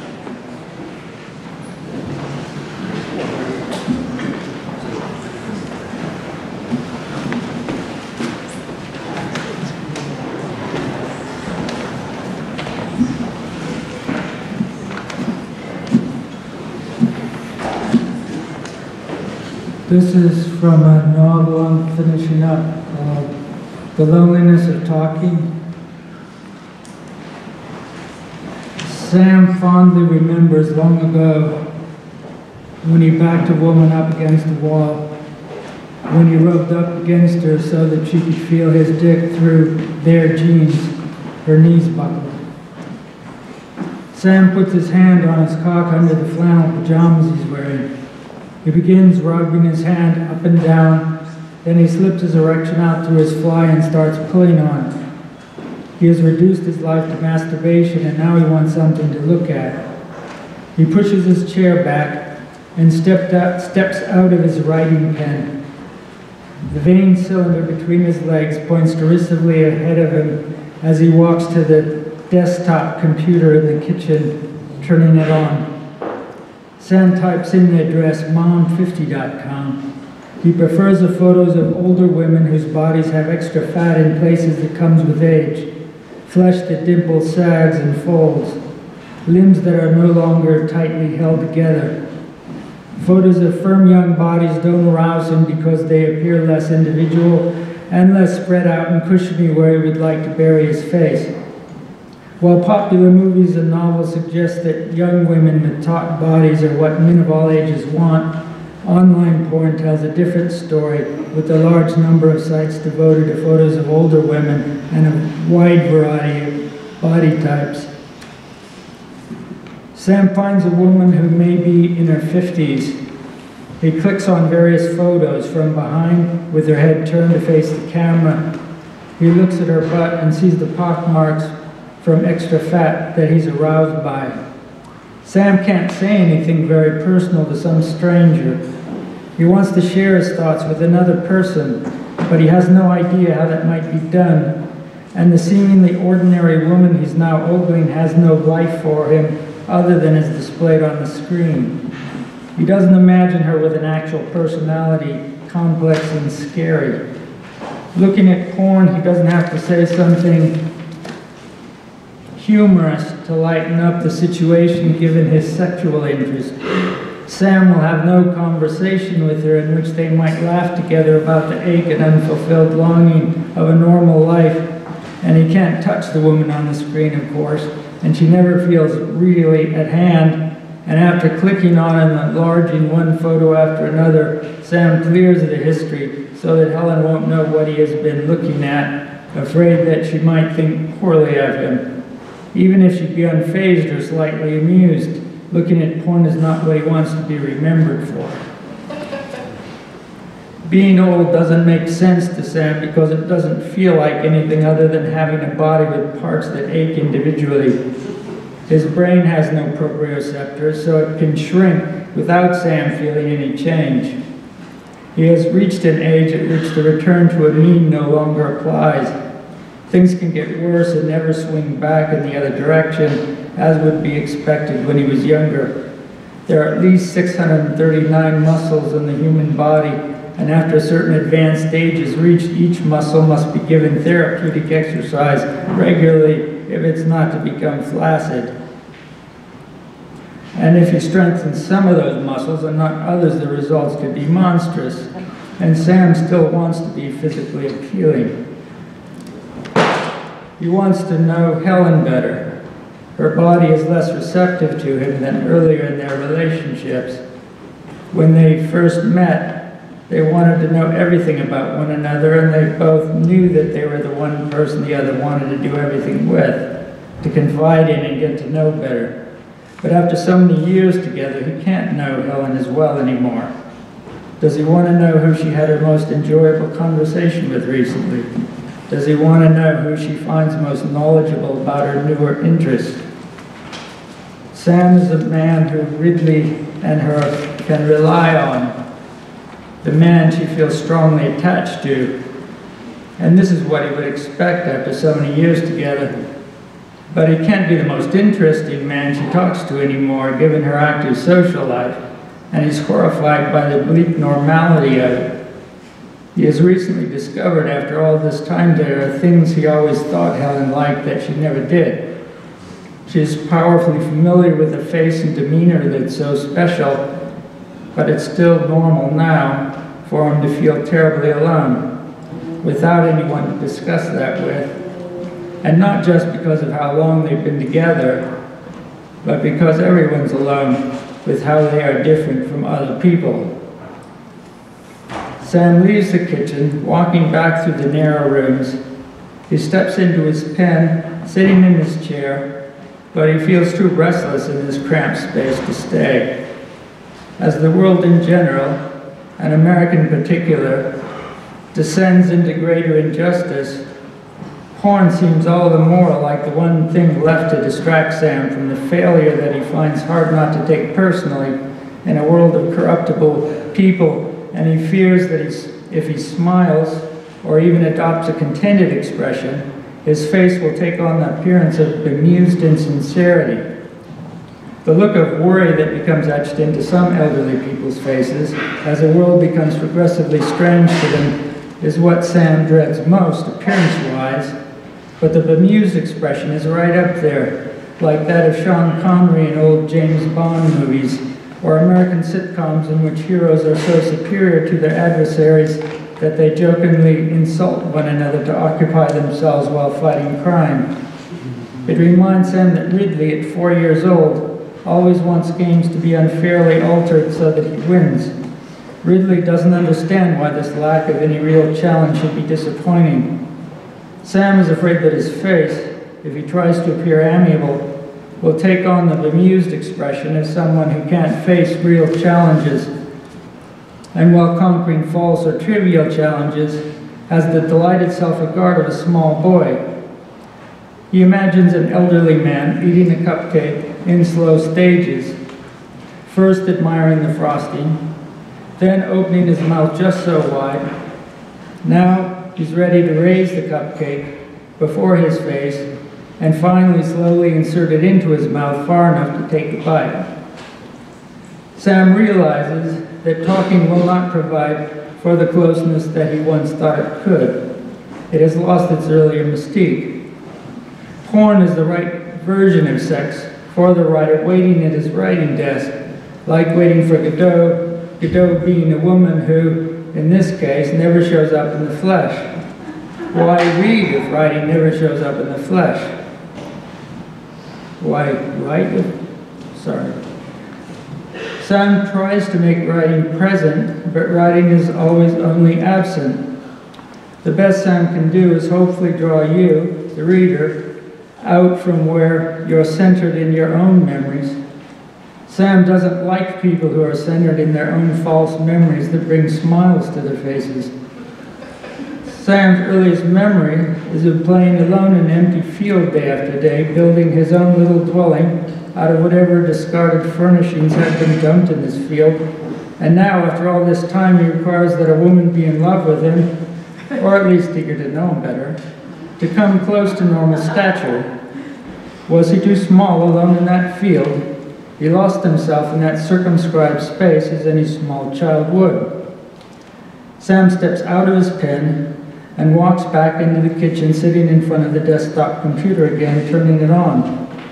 He would prefer a video of an ordinary woman with an imperfect naked body walking around looking for a book on a shelf, checking the thermostat in the hall, cleaning her glasses with a small yellow microfiber cloth, walking over to get the blue jeans she habitually wears.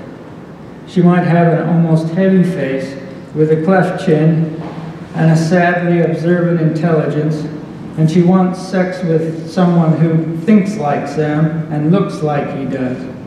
Sam wants to be there in another place, something like fiction for a while, before returning to his family who are right for him, if not in every respect, since it's hard for him to feel fully present to people who know him so well, as the boring person he normally is without the extensive editing that he can do in regard to writing, but not with the life he shares with his family.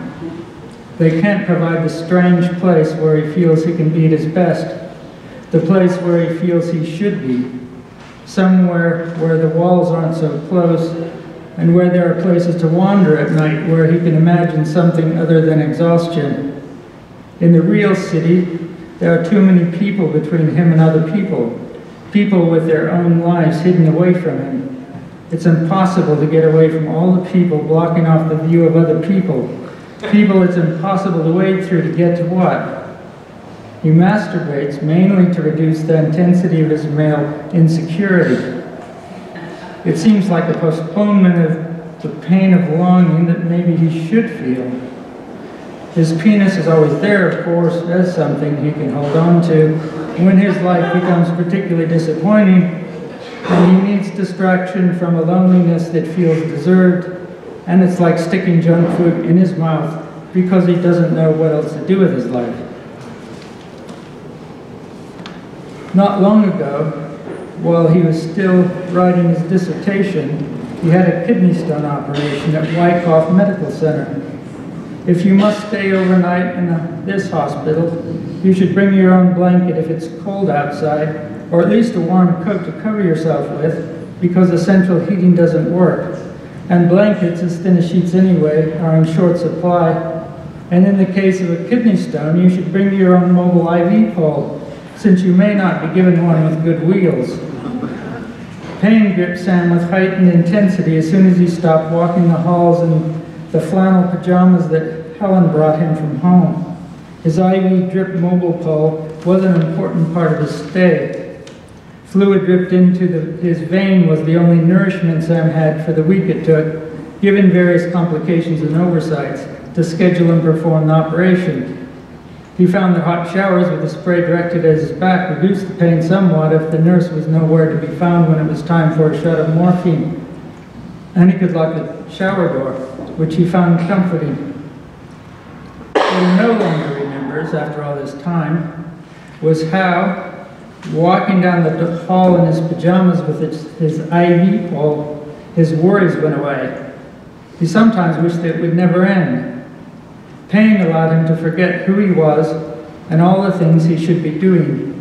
All those things that were particularly hard for him, involving other people with expectations he couldn't relate to. People and tasks that he liked being able to forget about. Life, stripped to its core by terrible pain, was easier than trying to fit into some program as expected. He didn't at that time know that there would be lasting side effects of his hospital stay. The nerves in Sam's penis were damaged during the operation as the result of rough medical care, to the extent that while he has no problem getting erection, he doesn't feel a climax anymore. Part of him has died. He has never told anyone this, including Helen, since he fears that it will affect how he is seen. It doesn't diminish his attraction to women's bodies. A woman with broad, bland cheeks, a heavy coat with fake fur collar seen from the back, or another woman frowning slightly, open mouth, in disbelief at life in general, with a rather chunky body. Sam didn't have time to find and read the articles about corruption and mismanagement at Wyckoff Medical Center while Helen was helping him walk to the hospital nearby, putting her hand on his back while he threw up in a curbside municipal trash receptacle. The ordinary woman Sam longs for could almost be Helen, but not quite. Why not?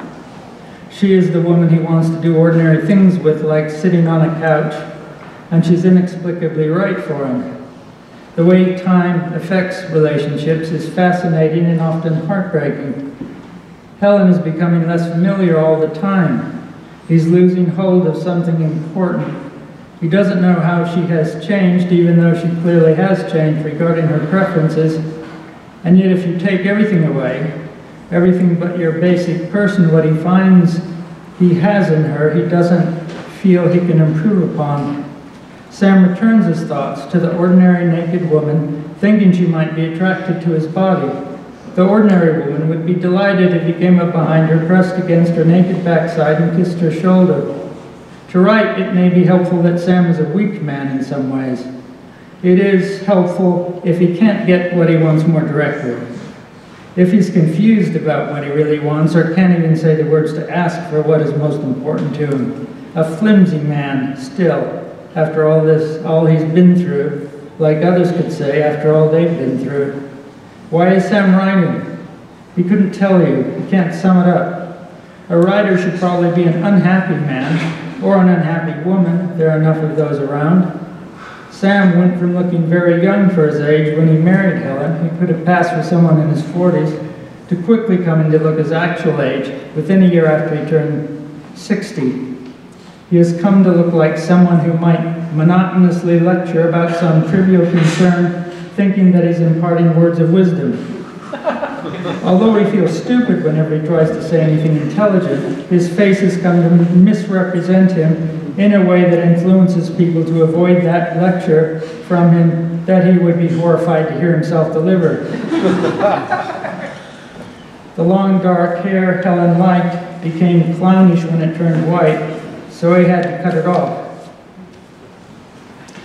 Sam sees himself in photos as having transformed into the elderly, and he has a disappointing sense how men who look like him probably think. Does Helen want a man who looks so much older than her? It probably saddens her when she notices changes in Sam she can neither love nor alter, and he can see his loss of sex appeal with shocking clarity in a mirror. He has often wondered if he had a different face, how that might change his personality, and now he does have a different face, but he can't tell how it has changed him, although he has come to realize that his expression, that hardly seems his, makes people wary of being cornered by him. His soft voice forms no lasting impression. This is contrasted by his stern or glum expression, and when he's trying to appear agreeable, a look of amused insincerity gives those people who see it the impression that he's mocking them. Sam tends to form a poor initial impression of people when he first meets them, so he hangs back, feeling guilty for his low appraisal of this other person based only on their appearance and emphatic speech. Sam knows that Helen sees people newly met as attractive with the unique intelligence that excites her interest right away. She typically forms a better impression of them initially than she will have on getting to know them better, which works in her favor for making new friends. After lying beside Helen for a few hours at night, Sam rolls out of bed, walking to his writing pen. When he hears laughter from the bar across the street, he imagines drunk people acting stupid in ways they find hilarious. What do they think they're doing? The thought of never having sex again makes him angry. When Helen last asked Sam if he wanted to have sex, he knew that she was only asking as a kind of obligation to their marriage, and he told her that he had a headache. But he never gets headaches. And he longs for sex all the time. And he is powerfully attracted to Helen's body, as if only sex with her could bring him back from terrible isolation. Her body feels solid to him despite the softness of her skin, and so important it scares him, while he feels whatever qualities he has are pouring out of him as he becomes emptied of anything of value just by continuing to live in the insignificant way he has been. Love is terrifying, considering all he could lose. Sam recently followed Helen at a distance when she left the apartment to visit a prospective school for Ridley. He had suspected that she was going to meet another man. She opened a red umbrella because it began to rain, and this made her easy to spot from a distance, and Sam felt rather good about what he was doing for the strangeness of it, his becoming a jealous lover with feelings out of his control. Standing on the sidewalk, waiting for her to move on, he felt exposed to other people as this suspect person lingering there. He followed Helen all the way to the school before turning back, worried about leaving Ridley for long in their apartment. Sam stopped masturbating because it's too easy, and he has decided that the sexual obsession that he gains no relief from is important to writing. When Sam looked at an attractive woman recently walking toward him on the sidewalk, she returned an aggrieved look, as if he were becoming a nuisance by straying into her line of vision. Sam doesn't like to look at old people either, especially if they have that look of someone who has become a student of life. Their declining mental faculties give them new mysteries all the time, and they're eager to share the wonders of a world growing more magnificent in comparison to themselves.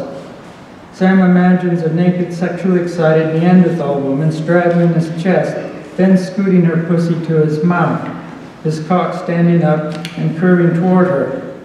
Why does he have his hopes up?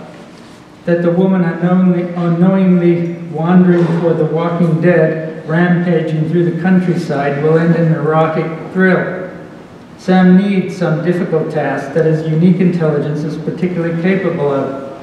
He can read about big challenges in an autobiography by some scientist, but this only tells him of the kind of person he's not, the person who he thought he might become early in graduate school before he came to understand what it entailed better. And now, people can appear amazing from a distance, glimpsed indoors through a window, a woman grabbing a man's forearm while laughing at something he said, or outdoors on a lawn, their dog lying on its side raises its head, then lies it back down on the grass. Sam's isolated life is unhealthy as research into this matter has shown. Sam does not doubt this, but he has never been comfortable in the company of those other men who have interesting vocations that they might share with a select few. His understanding of how important they could be to his success only made him anxious in past encounters with his professors in graduate school. He knew that in their company he would feel disquieting difference that felt weak given his need for help from them. He thinks of women when he feels lonely. When it comes to sharing experience, he is more willing to suspend disbelief with a woman, and the suspension of disbelief is important to finding understanding. Really what Sam needs is a great many readers who he doesn't have to talk to directly, not what he thinks he needs, any moderately attractive woman intrigued enough by the things he says to want to touch him. Who are the few people who get big challenges? Imagine their wonderful lives, wonderful from a distance anyway, like the interior of a spacious apartment seen through a window from the street below. They truly belong in that interior glow, smiling and gesturing and then getting serious. Who are these rare people who speak as if wanting a certain challenge alone gave them a life devoted to it? Who are these people in love with their careers who feel such admiration for one another and live in houses or apartments with so much floor space and furniture? If Sam loves Helen, why does he fantasize about some other woman? It's a fantasy of unrestrained attention to some woman's receptive body, a woman who wants the attention of his lust because of the brilliant and moving things he said. It's a turn away from society to one-on-one encounter, the path of least resistance for a man who always feels anxious if he anticipates talking to someone. Helen is never again going to be aroused by his more handsome appearance, evoked by surprising comments that he keeps coming out with, because she's heard it all already. Sam thinks of all the places where he'll never walk, the rooms he'll never sit in, the conversations he'll never have, while he sits alone trying to describe that enormous and incomprehensible loss. Thanks for listening.